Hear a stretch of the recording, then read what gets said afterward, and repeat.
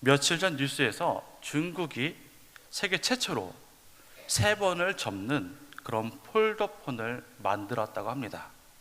지금도 이 2번 접히는 폴더폰을 보니까는 화면이 와 크다라고 생각을 했는데 3번 접히는 거 보니까는 너무 큽니다. 아마 다 피면은 제2 패드만한 그런 정도인 것 같습니다. 핸드폰이 처음 나왔을 때는 저희들이 거의 통화를 하고 메시지를 보내는 그런 정도의 용도로 저희가 사용을 했습니다. 그런데 지금은 핸드폰이 많이 발전이 되어서 저희가 영화도 보고 어떤 분은 핸드폰으로 영화를 또 찍더라고요. 그리고 또 많은 우리가 쇼핑도 하고 또 외국에 있는 우리 사람들과 영상 통화도 하고 참으로 다양하게 많은 것들을 우리가 활용하고 있습니다. 전화와 문자만 할 때는 어떻게 하면 핸드폰을 작게 만드느냐 하는 것이 관건이고 기술이었는데 지금은 점점점 커진 이 핸드폰을 어떻게 가볍고 얇게 잘 접을 수 있느냐 하는 것들이 또 기술이 되었습니다. 이 핸드폰이 화면이 커지다 보니까는 그것이 노트북 시장까지 점점 노린다고 합니다. 요만한 단말기만 있으면은 어디서든지 큰 화면으로 사용할 수 있기 때문입니다. 이 핸드폰의 용도가 점점점 확대되어져 가고 있습니다. 그런데 핸드폰의 용도가 확대되어진다고 해서 만약에 라면을 맛있게 끓여 먹는데 냄비 받침이 없다고 해서 핸드폰을 쫙 펼쳐놓고 냄비를 올려놓는다고 하면은 아마 그런 분은 없을 것이지만은 그렇게 한다면은 과연 그 핸드폰이 그 용도대로 쓰이는 것일까요? 아마 핸드폰이 다양하게 쓰인다 하지만은 아마 냄비 받침으로 쓴다는 것은 참 어리석은 일일 것입니다. 이렇게 모든 물건은 그 물건마다 쓰임새가 있습니다. 그 쓰임새대로 쓰일 때에 그 물건은 가장 잘 요긴하게 사용되고 가장 또 빛을 발할 것입니다. 이렇게 모든 물건마다 다 활용하는 방법이 다 다르고 용도가 다 틀리듯이 사람은 우리 어떨까요? 모든 사람들이 다 다른 목적으로 다 하나님의 뜻에 맞춰서 만들어졌을 것입니다. 하나님이 우리를 그냥 우연히 만들지는 않았을 것입니다. 진화론자들은 사람이 우연히 만들었다고 말합니다.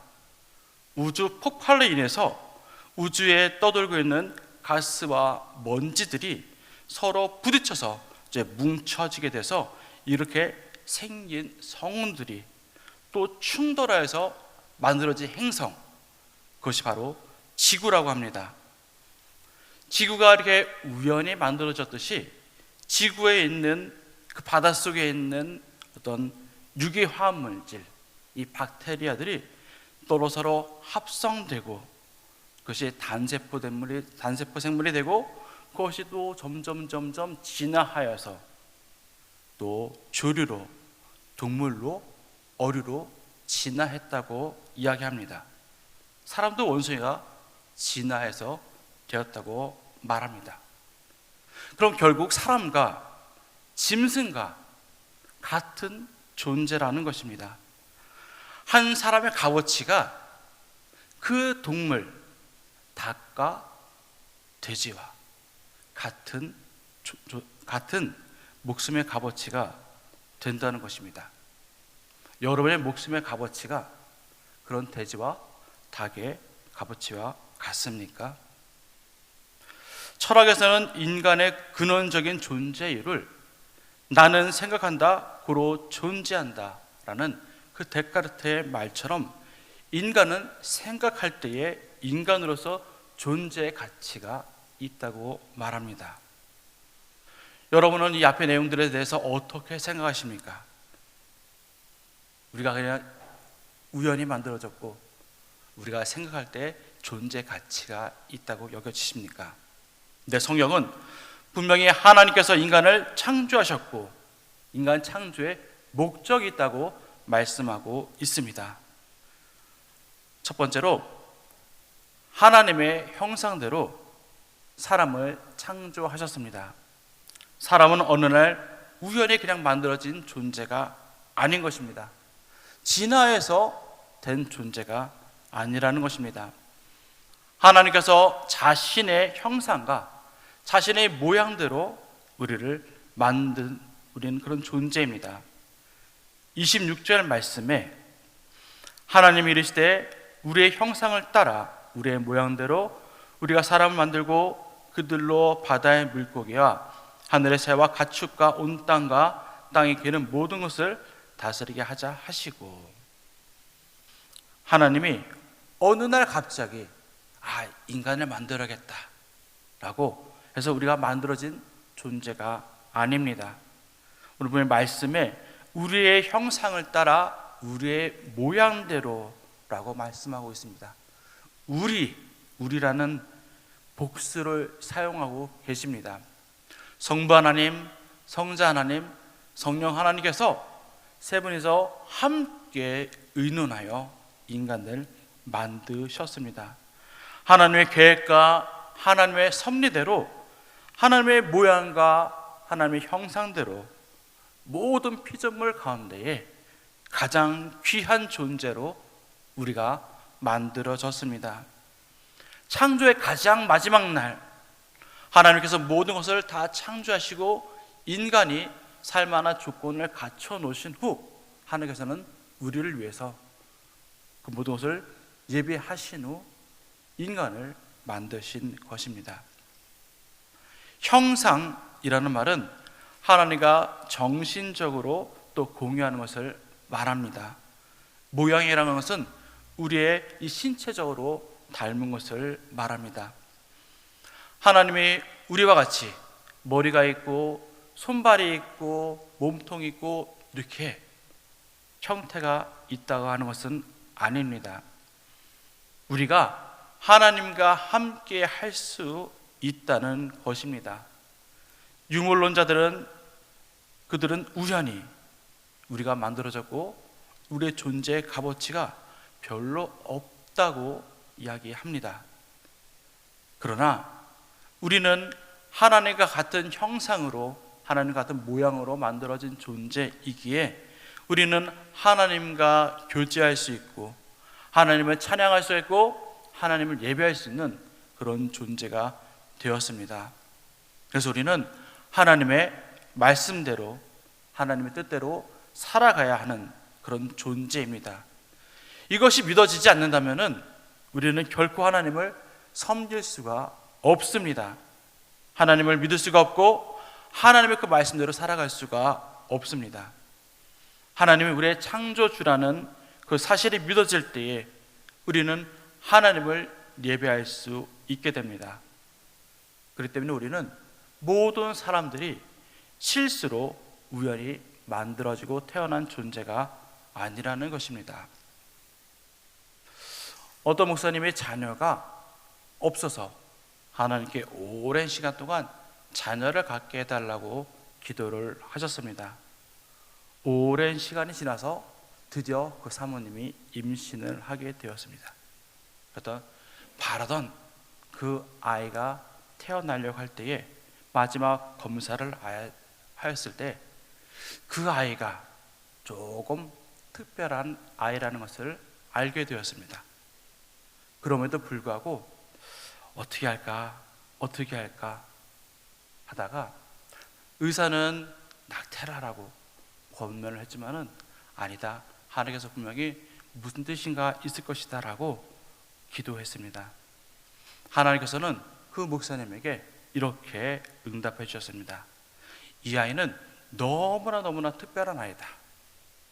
그렇기 때문에 내가 아무 가정이나 보낼 수 없기 때문에 너희 가정에게 주는 아이다 라고 하셔서 그 목사님은 아멘으로 받아가고 그 아이들을 출산을 하여서 또한 하나님의 은혜로 잘 키우고 있습니다.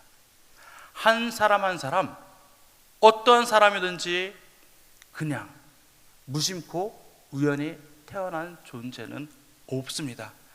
하나님께서 모든 사람을 사랑하시고 그 사람에 대한 계획과 많은 것들을 하나님께서는 사랑을 나눠주시고자 하시는 분입니다. 우리가 얼마나 귀한 존재인지, 우리가 죄를 지어서 하나님을 떠났을 때에도 하나님의 자신의 유일한 아들이신 예수 그리스도를 우리 또한 우리에게 보내주셨습니다. 예수 그리스도가 우리를 위해 십자가에서 죽으심으로 우리가 다시 하나님과 함께 교제하며 하나님께 다시 돌아올 수 있도록 그 길을 열어주셨습니다. 또한 이제는 하나님을 아버지라 부를 수 있는 은혜도 주셨습니다. 로마서 8장 15절에 이렇게 말씀합니다. 함께 읽어보도록 하겠습니다. 너희는 다시 무서워하는 종의 영을 받지 아니하고 양자의 영을 받았으므로 우리가 아빠 아버지라 부르짖느니라. 아멘. 그렇습니다. 우리가 하나님을 이제는 아빠 아버지라 부를 수 있는 우리를 존재로 불러주셨습니다. 하나님은 우리를 자신의 모양과 자신의 형상으로 창조하신 것은 하나님과 함께 교제하며 자기를 원하셨고, 또 다른 하나의 창조의 목적이 있습니다. 그것은 바로 두 번째, 하나님은 사람을 다스리는 자로 또한 창조하셨습니다. 28절 말씀에 이렇습니다. 우리 함께 28절 말씀도 읽어보도록 하겠습니다. 하나님이 그들에게 복을 주시며 하나님이 그들에게 이르시되 생육하고 번성하여 땅에 충만하라.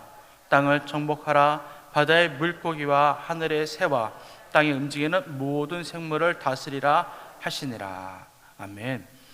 하나님은 우리에게 다스릴 그런 복을 주셨습니다. 복이란 말은 히브리어로 바라크입니다. 무릎을 꿇다, 복을 주다, 찬양하다라는 뜻을 가지고 있습니다. 복은 하나님께 무릎을 꿇는 것입니다. 즉 하나님의 뜻을 구하는 것입니다. 하나님은 우리에게 모든 생물을 다스리는데 너희가 먼저 무릎을 꿇어야 한다고 말씀하셨습니다.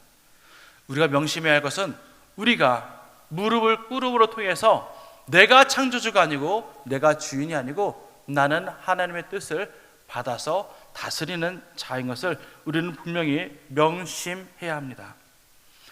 하나님이 우리의 모든 피조물의 창조주심을 반드시 기억하시길 바랍니다.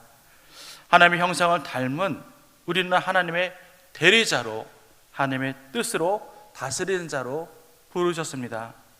하나님께 무릎을 꿇고 구할 때에 하나님께서 우리에게 주신 그 뜻이 무엇인지, 무엇을 어떻게 다스려야 될지를 알려주실 것입니다. 우리는 무릎을 꿇지 않고 하나님의 뜻을 구하지 않으면 내 뜻으로 그것들을 다스려 갑니다. 우리를 위해서 자연을 파괴하고 나를 위해서, 우리를 위해서 동물을 마구잡이로 잡아 죽였습니다. 옛날에 많은 사람들이 이 뜻을 잘못 해석하여서 인간을 위해서 도시를 건설하고자 해서 많은 자연들을 파괴하였고, 또한 담구공을 만들기 위해서 상아만 채취를 했고, 상어 지느러미를 먹기 위해서 상어 지느러미를 자른 후 다시 바다에 버렸습니다.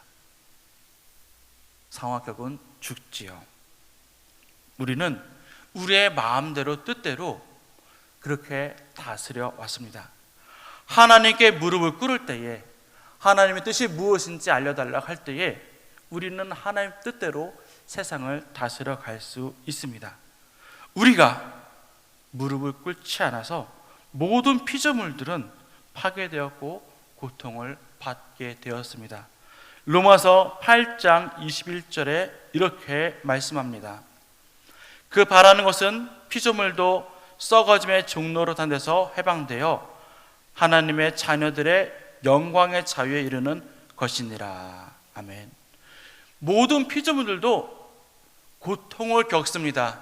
우리가 하나님의 뜻대로 다스리지 않았기 때문에 그들도 고통을 겪기 때문에 그들도 하나님의 자녀의 영광에 바라는 그런 것들이 나타나고 있는 것입니다. 우리가 분명히 하나님의 뜻이 무엇인지 알고 다스려 가야 할 것입니다. 우리가 세상을 정복하고 다스리지 않는다면 오히려 우리는 그들에게 정복을 당하고 말 것입니다. 지금 세상의 모든 가치가 또 문화들이 우리를 위협하고 있습니다. 동성애를 합법화시키려고 합니다. 돈이면 다든하는 물질 만능주의가 우리를 다스리고 있습니다. 종교 다원주의도 교회를 위협하고 있습니다. 세상의 많은 문화들이 우리를 위협하고 있습니다. 우리뿐만 아니라 우리의 자녀, 그 후손들도 계속해서 위협을 할 것입니다. 우리가 하나님 뜻대로 세상을 다스려 가지 않는다면 결국은 우리는 그것에 종속이 되어서 우리는 다스림을 받게 될 것입니다. 우리는 하나님의 뜻대로 이 세상을 다스려 나가야 합니다. 하나님이 온 세상의 주인이시며 우리가 하나님의 피조물이라는 그 사실을 세상의 모든 사람들에게 우리는 전해야 할 그런 사명이 있습니다. 이를 위해서 우리가 먼저 하나님의 형상을 회복해야 합니다. 세상의 가치관을 가지고 살아가는 것이 아니라 하나님의 가치관으로 우리가 올바르게 서서 살아갈 때에 우리가 세상의 모든 것을 다스릴 수가 있게 됩니다.